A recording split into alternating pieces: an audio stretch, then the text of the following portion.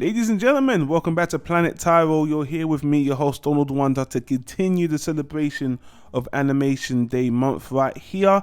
And we're going to continue talking about these little hidden gem animation titles from back in the day with the help of our good friend T-Kun. Thank you for giving me this second recommendation. I know last time we spoke about the Prince Hamid movie that might have been a bit too far back, but we do have another movie of historical importance, and we're going to Japan this time to actually speak about the first feature-length color animated movie, which is obviously an anime in color in the theaters that was released in 1958, but it didn't get a Western release in the US until 1961.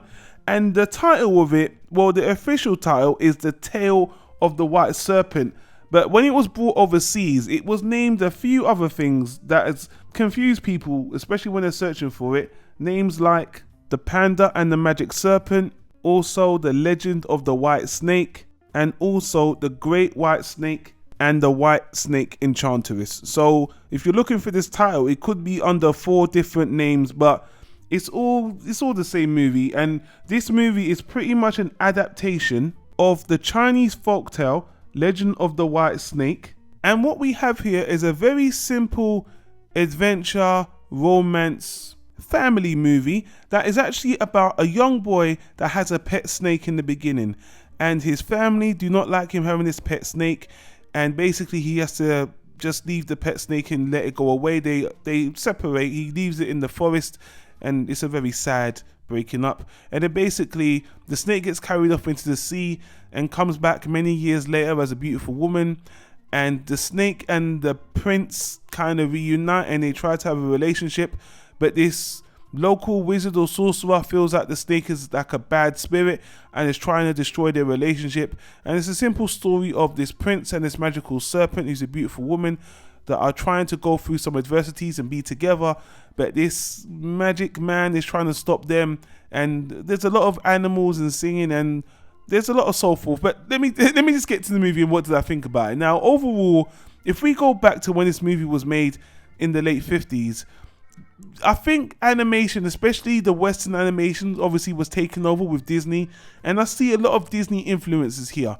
The story is very simple, but it's not bad. But again, it's a simple princess and prince story and romance. You've seen it, Sleeping Beauty, Snow White, similar to that. But again, it's based off the Chinese folk tale, so there's some differences here. The music is actually pretty beautiful here. There's a lot of Chinese instrumentals. There's a lot of the characters singing.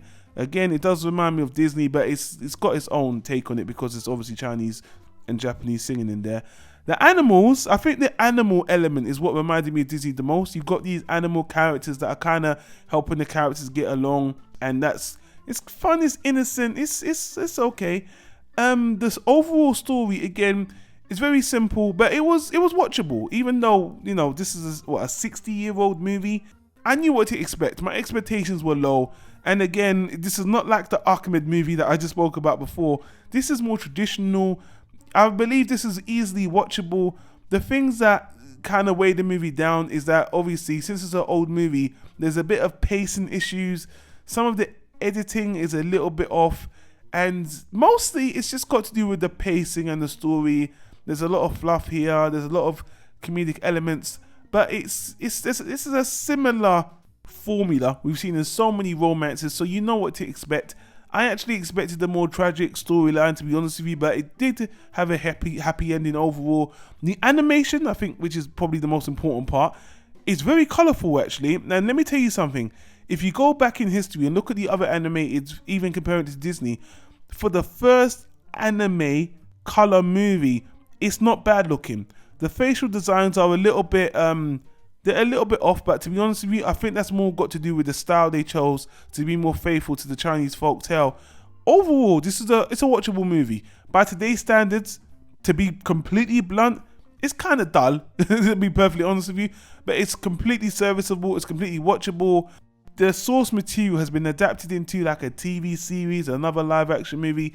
It's a popular Chinese folk tale, so this was the first movie adaptation. There's a lot of media that surrounds this movie as well.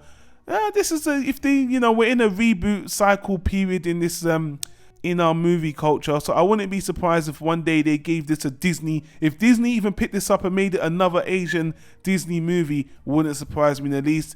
I think it would be serviceable if it was adapted and brought up and modernized a bit, but as it stands, just judging it on this time when it was made, it's fine. If you're an anime lover and you're looking for some anime history, I think this is perfectly fine. And for what it did at the time, I could see it being pretty groundbreaking and pretty impressive, and it's still serviceable today. But again, if you're watching it with the eyes of, you know, being a viewer in 2016, you might find it a bit dull, a bit predictable. You've seen stuff like it before. But again, in the terms of history, what it's done for animation is really cool. This is the first anime colored movie. Pretty good. I'm not even going to give it a rating per se. Again, I find it serviceable. You might like it. And again, I want to thank Tucon for the recommendation. As an anime fan, it's awesome to see the first colored anime movie, which is awesome. So guys, check it out. I think you can find it online again because it's so old. You can just find it floating around. There is an English dub for it as well. I didn't watch it. I watched it in the original Japanese. Voice acting was good. The music was good, like I said before. And again, I'm just rambling at this point. Overall, good package. If you guys seen it, let me know what you think in the comments down below. But we're going to keep it short and move on to the next one, guys. Thanks for watching, and I'll see you on the next video.